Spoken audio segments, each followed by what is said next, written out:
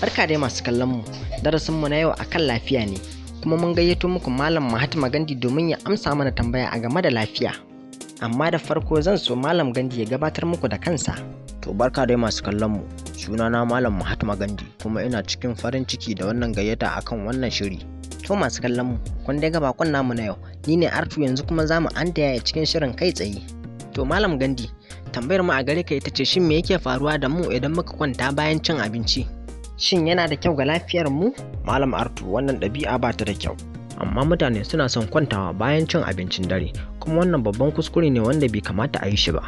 Masana sun ce wannan ɗabi'a ce mai matuƙar haɗari kuma za ta iya jefa lafiyarka a cikin haɗari. A cikin wannan shiri zan faɗa maka abu shida waɗanda ba za ka yi su ba bayan cin abinci. Na farko, shan sigari. Sigari abu ce mai haɗari, amma bayan cin abinci haɗarin zai ninka sau 10. A binciken masana, shan sigari guda ɗaya bayan cin abinci daidai yake da shan sigari 10 a lokaci ɗaya. Ta yaya?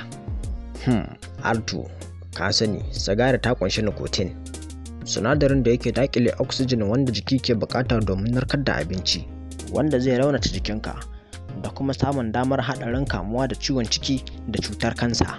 Wai, dama haka ne? Ƙwarai da gaske. Na biyu, kar ka taɓa kwantawa bayan cin abinci.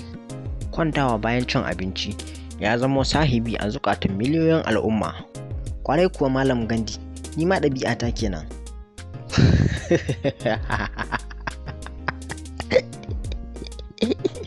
Me yake faruwa ne?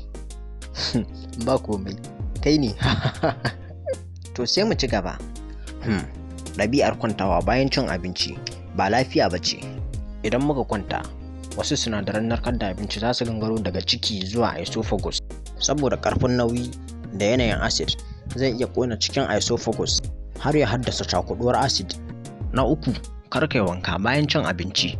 Jiran minti 30 bayan cin abinci kafin wanka ita ce shawara mafi kyau da wani zai baka a cikin wannan darasin.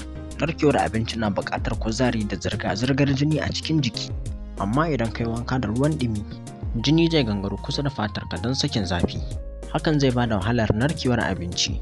Haka ne Malam Gandhi. Na hudu, shan shayi. Ta yaya Malam Gandhi? Shayi abu ne mai lafiya.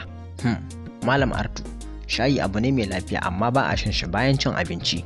Shan shayi bayan cin abinci yana haɗuwa da wasu sinadarai na cikin jiki, saboda shayi ya ƙunshi tannic acid wanda yake ɗaura sinadarin protein na cikin abinci. Hakan zai zamo sakamakon raguwar kashi 87 na ƙarfin jiki, wanda zai iya haifar da damuwa, gajiya, rauni, kut. Haka ne? Ƙwarai kuwa Malam Artu. Na biyar, ana cin 'ya'yan itace ne kafin ba bayan cin abinci ba.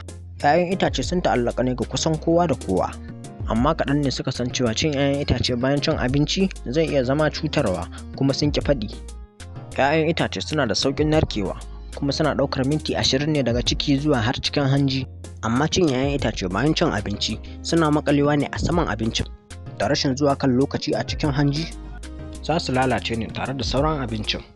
Na shida, ka guji ruwan sanyi bayan cin abinci. Dalilin abu ne mai sauki.